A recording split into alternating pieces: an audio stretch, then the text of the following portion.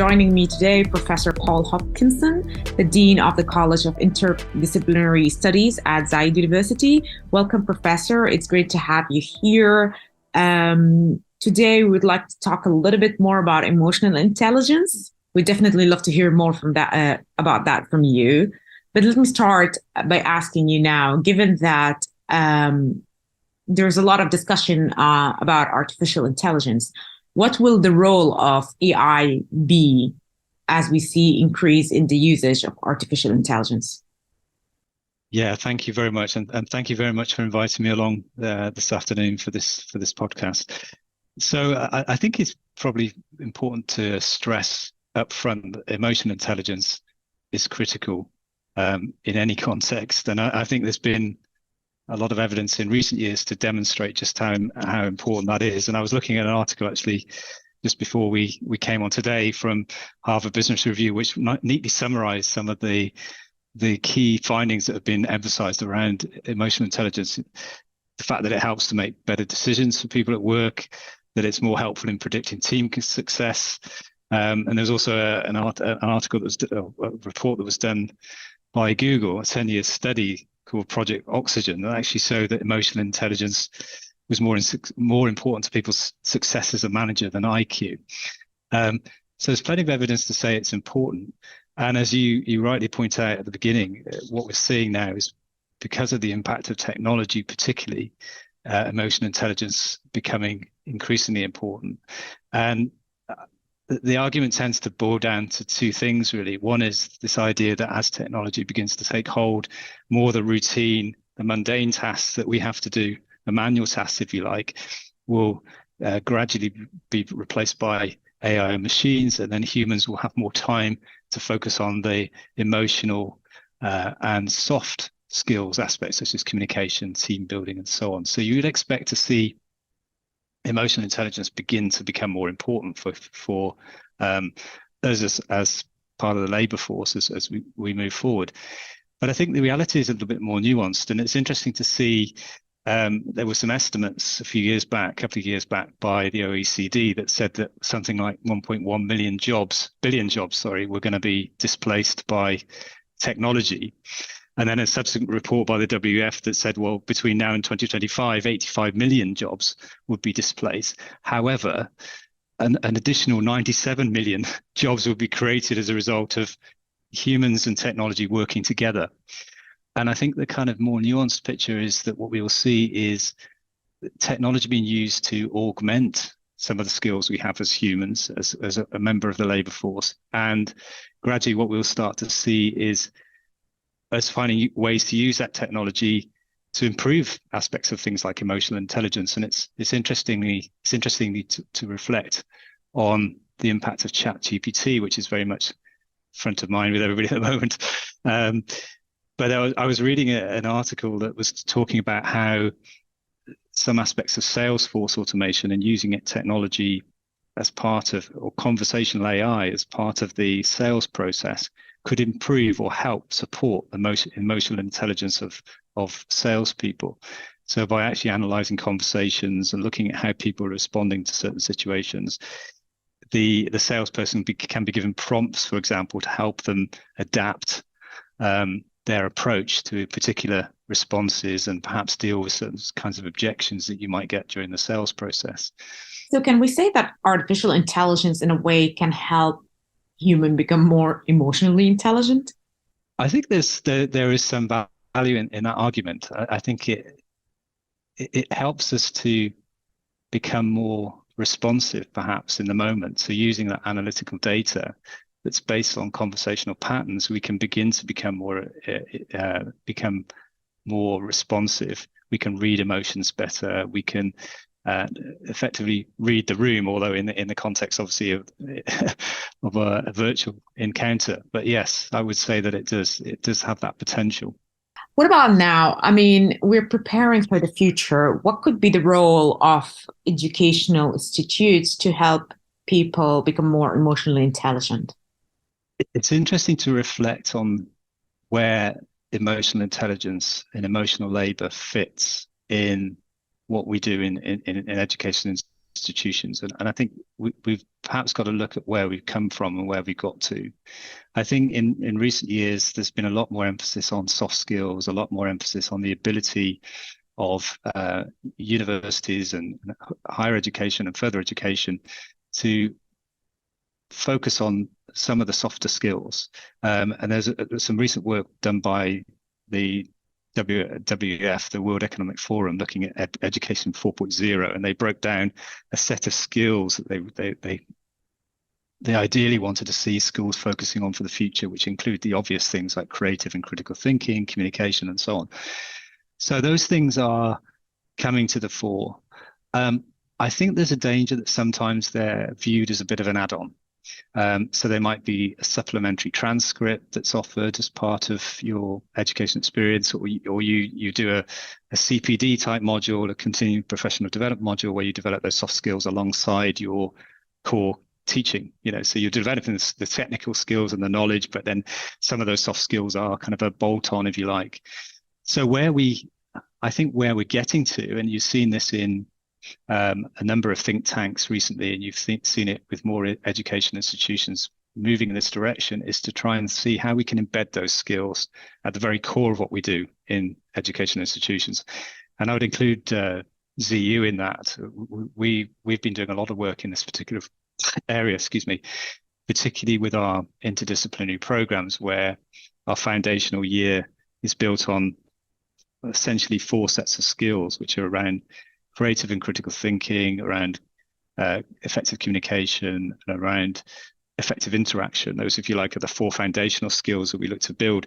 Those are our foundational courses that we offer in our first year. And then as you go through the program, you build on those skills and you develop them further.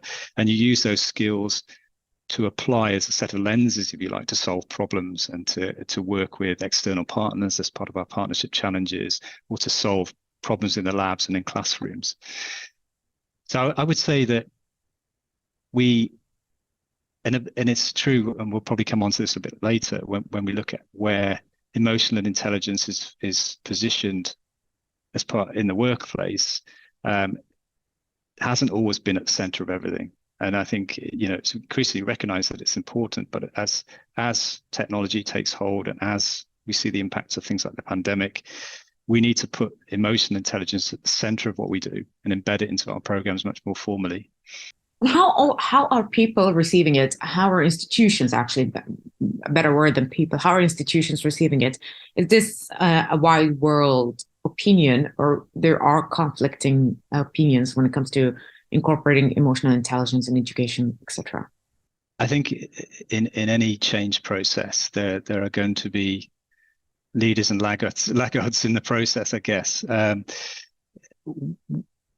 You're seeing, and a lot of it's driven by changes from the employer side, also from government side, recognizing the importance of building these skills. I mean, if you read consultancy reports from the likes of McKinsey, if you read the sort of think tank reports from people like the World Economic Forum, soft skills, the ability to build the emotional labor, emotional intelligence alongside technical skills, absolutely emphasized very clearly in those reports.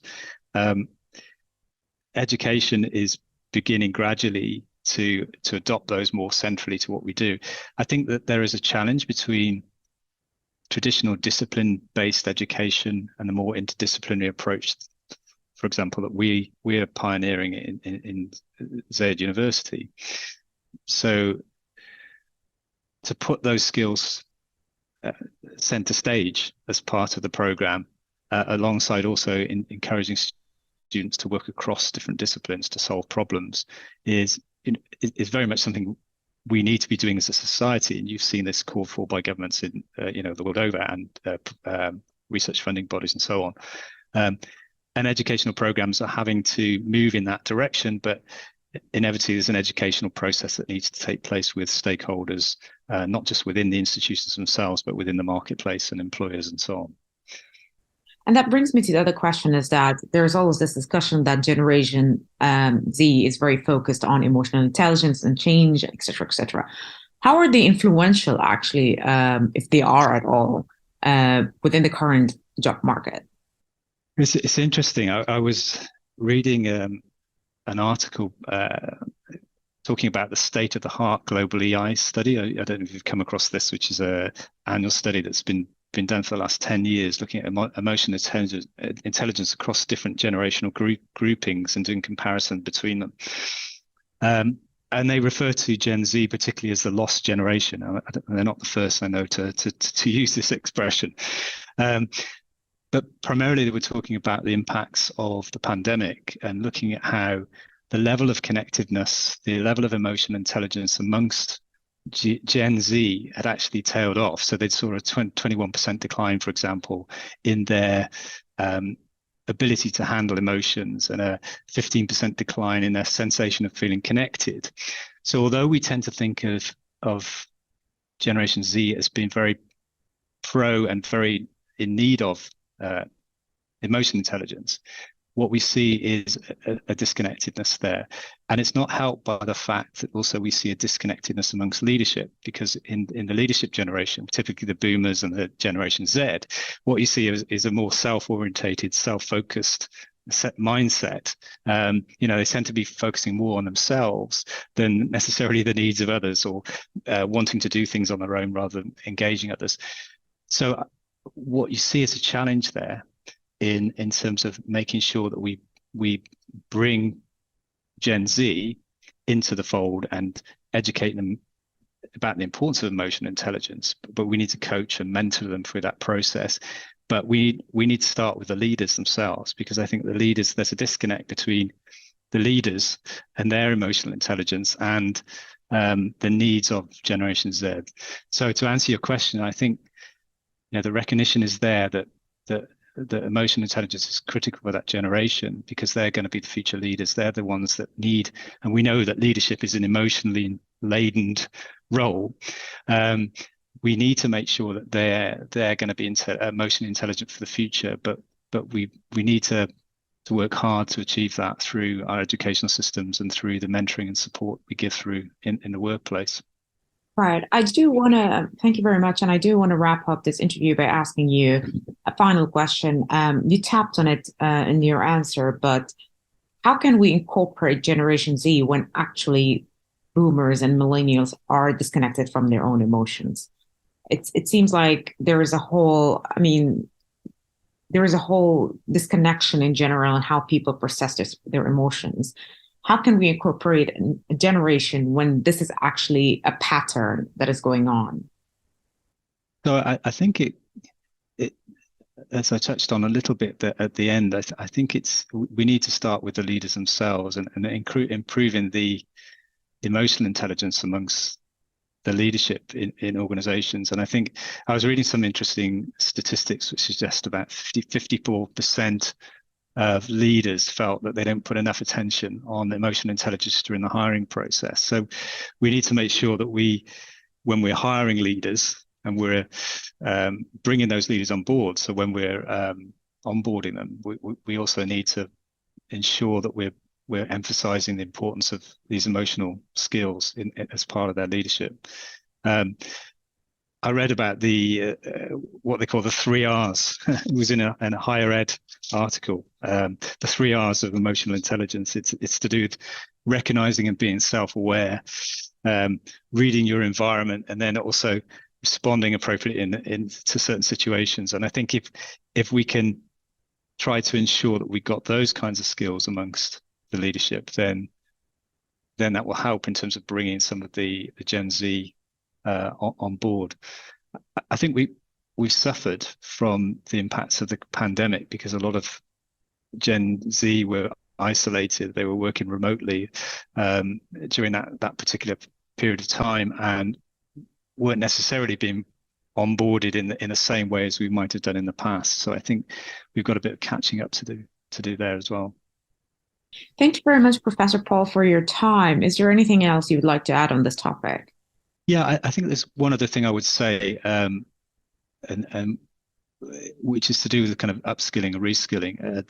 So we talk a lot about the impact of automation and technology and how that's going to impact on the technical skills that we'll need for the future. And all the evidence that we've seen up to now has been saying that companies are not perhaps putting enough attention towards upskilling and reskilling their existing workforces. They're preferring to hire in new talent. So there needs to be more emphasis on the upskilling and reskilling for the future. But I think as well as the technical skills, as well as the kind of specialist digital skills that we talk so much about in terms of our in terms of skills gaps, we also need to think about some of these emotional skills as well and make sure that we're paying as much attention to developing those emotional skills amongst staff as we are to focusing on these technical skills. Great. Thank you very much. It was a pleasure speaking with you today. Thank you. No, it was enjoyable. Thank you very much.